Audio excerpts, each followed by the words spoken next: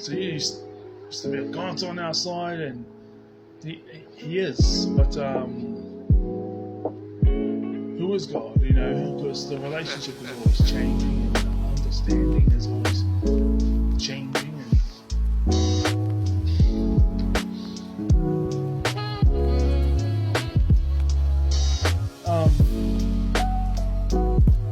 I'm thinking as to whether I should say this. Okay, there was an experience I had about over 2 years ago, over 3 years ago. I was out in the bush. I always have experiences out there, but this one was like unique in the fact that I saw something in the spirit. I usually feel it and I usually hear it. I hear it very clearly, and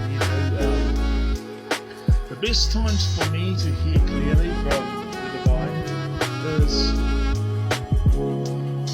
either when I'm here and I'm listening to music, but it's not like I'm engrossed in the music. I get the vibes and stuff, but when I'm engrossed in the music, but that like you're hearing from the divine, I hear it like if I'm not engrossed in the music, it could happen. But the other two times is when I'm just by myself in my room, or when I'm out in nature. I hear of uptown too, but it's more common in those three places. It's nature, alone time, and when I'm playing music, but I'm not like fully engrossed in it. It's like the music is stimulating and interesting, but I'm like it's in the background type of thing. And that's all types of music.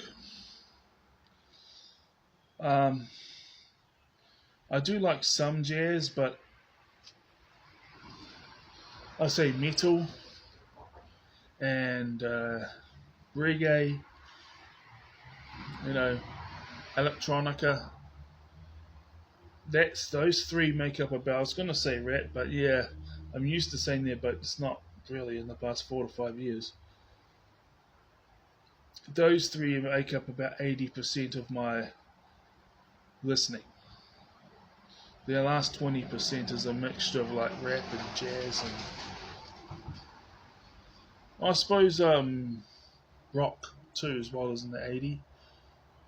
Rock, metal, reggae, electronica is 80, and then the last 20 is a mixture between jazz and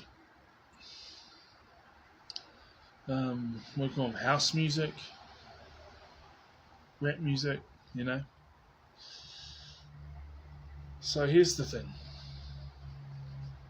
Sorry, neighbors just showed up.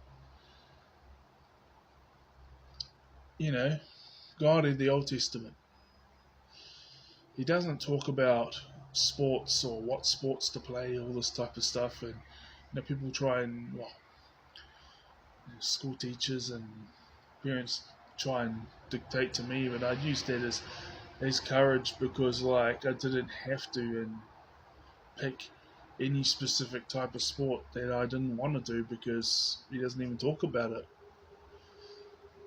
And the thing is another thing is, sorry, neighbours here, car pulling up.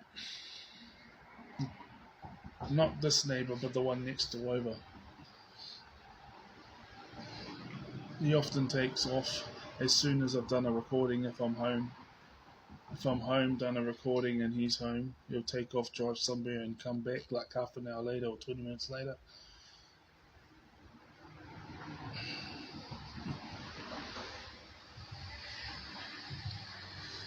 Yeah. See, I know what's going on. Not the full of details, but I know something. I know enough. So here's the thing. Greater is he that is in me than he that is in the world. So the experience was,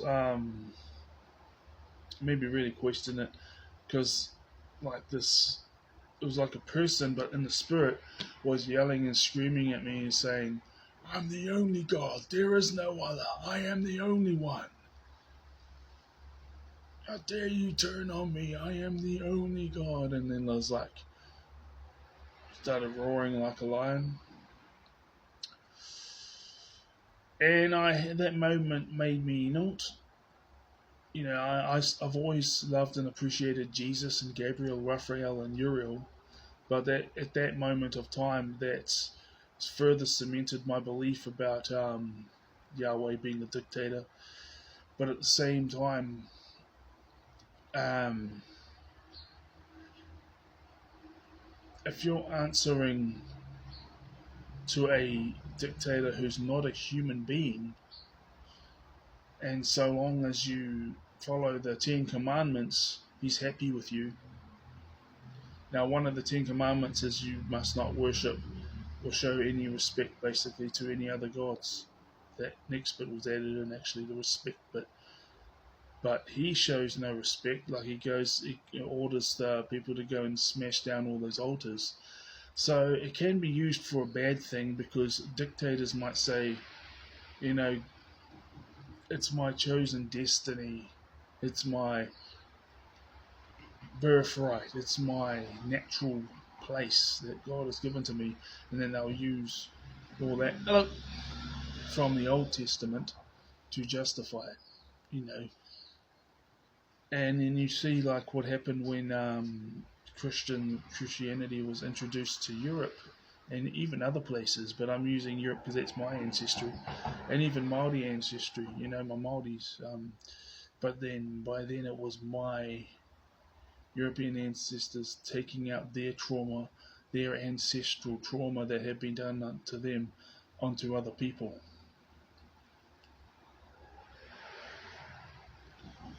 Stockholm syndrome is when you begin to identify with the opinions and the beliefs of either your oppressor or those who oppressed you in the past, and maybe you're not oppressed by them anymore, but you have taken on their traits and are doing the same thing to other people, whether consciously or unconsciously.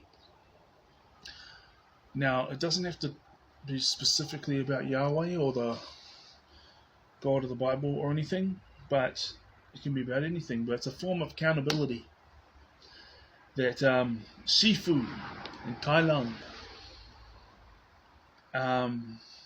it's a reminder for myself to never do the same things that caused me trauma, to never do that to other people. Nobody's perfect, but the thing is what you can do is, if you know certain things hurt you and you experienced that pain in the past, it's, you don't need to figure it out. You just know not to ever do those things or say those things towards anyone else. And get the healing that you need. You'll be healing for the rest of your life or whatever happens. So, still got to live your life.